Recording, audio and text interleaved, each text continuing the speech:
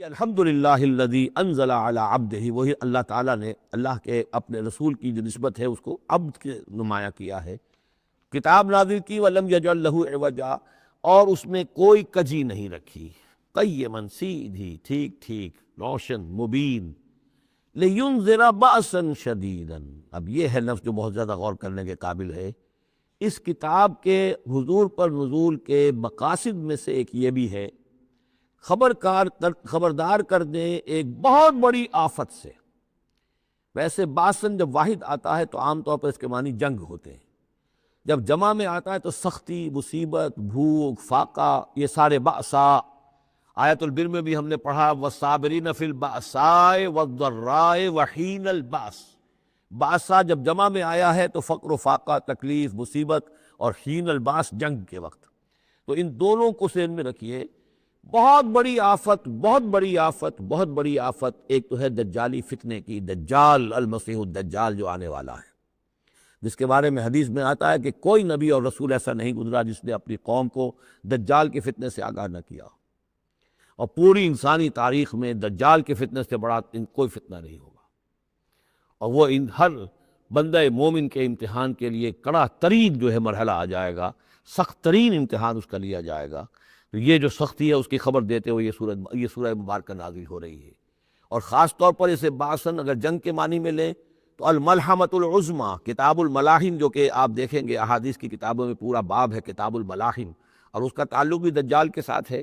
کیونکہ پھر دجال ہی کو قتل کریں گے حضرت مسیح علیہ السلام نازل ہو کر۔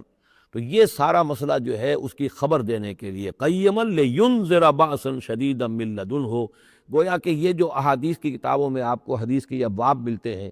چاہے وہ کتاب الفتن ہو اور چاہے وہ کتاب جو ہے آثار قیامہ ہے، اس طرح کے جتنے بھی ہیں، اور کتاب الملاحم ہے، یہ گویا کہ اس کی شرح ہے لینذر بأسا شدیدا من لدنہ، اور یہ ہوگا بھی خاص اللہ کی طرف سے، یہ آزمائش بھی، یہ دجال کا فتنہ بھی، یہ بہت بڑی جنگ بھی، جس کو آرمگڈون کہتے ہیں، کرسچین جو ٹریڈیشن ہے اس میں اس کے لیے لفظ ہے آرمگڈون، ایک بہت بڑی جنگ ہوگی۔ ڈکشنری میں بھی آپ دیکھیں گے کہ خیر اور شر کی قوتوں کے درمیان اس دنیا کے خاتمے سے پہلے ایک بہت بڑی جنگ ہو رہی ہے جس کا نام یہ آرمگڈون ہے۔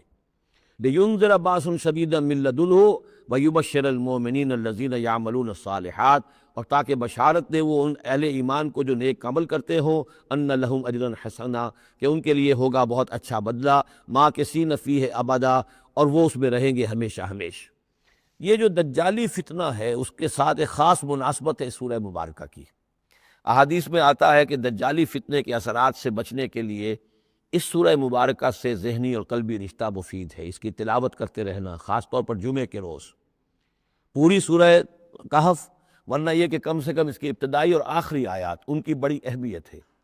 دجالی فتنہ اصل میں کیا ہے سمجھ لیجئے کہ ایک تو ہے دجالی فتنہ بالعموم، دجل کہتے ہیں فریب کو، جیسے کہ کوئی نبی نہیں ہے، وہ اس نے فریبی لبادہ اوڑھ لیا، نبوت کا دعویٰ کر رہا ہے، وہ دجال ہے۔ تو اس طرح کی تو حضور نے فرمایا ہے کہ 30 دجال پیدا ہوں گے، انہی میں سے ایک ہمارے زمانے کے اندر جو ہے یہ غلام احمد قادیانی بھی تھا، وہ دجال تھا، جس نے کہ اعلان کیا کہ میں نبی ہوں جبکہ وہ نبی نہیں تھا، تو فریبی بنا ہوا، جس نے کہ ملمہ اپنے اوپر چڑھایا ہوا ہے۔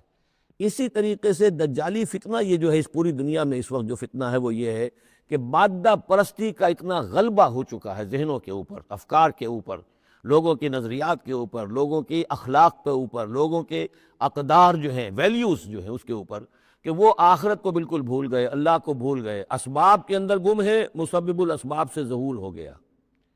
دنیا ہی دنیا ہے، آخرت کو بھولے ہوئے ہیں، مادہ ہی مادہ ہے، روح سے کوئی سروکار ہی نہیں۔ یہ ہے بالعموم جس کا نام دجالی فتنہ ہے، کہ حقیقت کے اوپر پردہ پڑا ہوا ہے، آخرت پر دنیا کا پردہ پڑا ہوا ہے۔ یہ دنیا جو ہے در حقیقت کیا ہے، وَمَا الْحَيَاةُ الدُّنْيَا إِلَّا مَتَاعُ الْغُرُورِ، یہ دھوکے کا سامان ہے۔ اصل زندگی کو اس نے ڈھانپا ہوا ہے، ہم نے یہ سمجھ لیا کہ زندگی یہی ہے، اسی کے لیے بھاگ دوڑ محنت صبح و شام، اسی کے مستقبل کی فکر ہے، لیکن اصل زندگی اس کی کوئی فکر ہی نہیں ہے۔ باقی ایک دجال جو ہے جو آئے گا، وہ معاملہ احادیث کے اندر بھی بڑی طوالت کے ساتھ ہے، اور اس میں کافی پیچیدگیاں بھی ہیں، بعض چیزیں جو ہیں ایک دوسرے سے کچھ مختلف بھی ہے، اس میں پھر اہل علم کو بہرحال مطابقت پیدا کرنی پڑتی ہے۔ میں نے جہاں تک اپنی کوشش کی ایک رائے تک میں پہنچا ہوں، لیکن ابھی میں اسے بیان نہیں کر رہا ہوں۔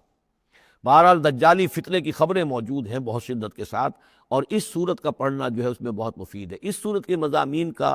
دجالی فتنہ بالعموم سے کیا تعلق ہے وہ تو اس ہم دورہ ترجمہ دوران کے اس کے دوران بھی آپ کو معلوم ہو جائے گا،